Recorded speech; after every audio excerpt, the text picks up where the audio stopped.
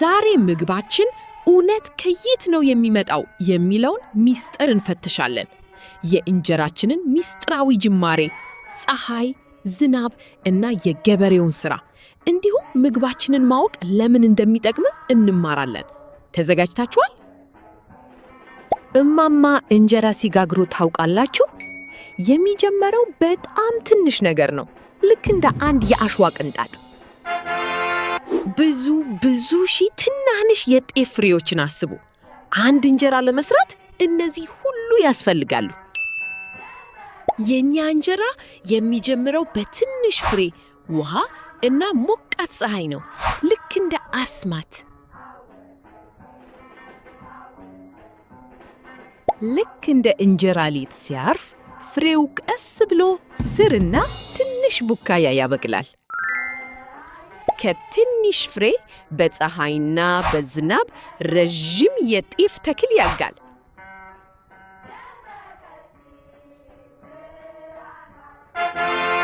የኛ እንጀራ የሚጀምረው እንደ ትንሽ ፍሬ ነው፣ ልክ እንደ ባህር ዛፍ ረዥም ሆኖ ያድጋል። እንጀራችን አስደናቂ ጉዞውን የሚጀምረው ከየት ይሆን? ይህን አወከው። ከመሬት ውስጥ እንደ ትንሽዬ ዘር ሆኖ ነው የሚነሳው ብለህ ይመስለኛል። ትክክል ነህ። እንጀራ ለመስራት ጤፍ እንደሚያስፈልግ ታውቃላችሁ? ጤፍ የሚጀምረው በጣም ትንሽ ዘር ሆኖ ነው፣ ልክ እንደ ሚስጥራዊ ሀብት። አንድ ትንሽ የጤፍ ተክል ከ1000 በላይ ትናንሽ ዘሮችን ማፍራት ይችላል። ይሄማ ልክ ሙሉ የትምህርት ቤት አውቶቡስ የሚያክል ጓደኛ ነው። ጤፋችንን የሚያሳድጉ 3 ትልልቅ ረዳቶች አሉን። ፀሐይ፣ ዝናብና ጠንካራ የገበሬ እጆች ናቸው። ልክ እንደ አንድ ቡድን ነው። ፀሐይ ምድርን እንደ ቡና ማፍያ እሳት ታሞቃለች። ዝናብ ውሃ ያመጣል። ገበሬው ደግሞ እንደ ሽማኔ ይሰራል። ፀሐይ፣ ዝናብ እና ገበሬዎች አንድ ላይ ሆነው ትናንሽ ዘሮችን ወደ ትልልቅ የጤፍ ተክሎች ይለውጣሉ። ዋው! ምግባችን ከምድር ይበቅላል። በፀሐይ፣ በዝናብ እና በገበሬው ፍቅር የተሞላ እንክብካቤ በጣም ድንቅ ነው። ጤፋችን እንዲያድግ የሚረዱት 3 ነገሮች ምንድን ናቸው? አሪፍ ነህ። ፀሐይ፣ ዝናብ እና ገበሬዎች ብለህ ይመስለኛል። ትክክል ነህ።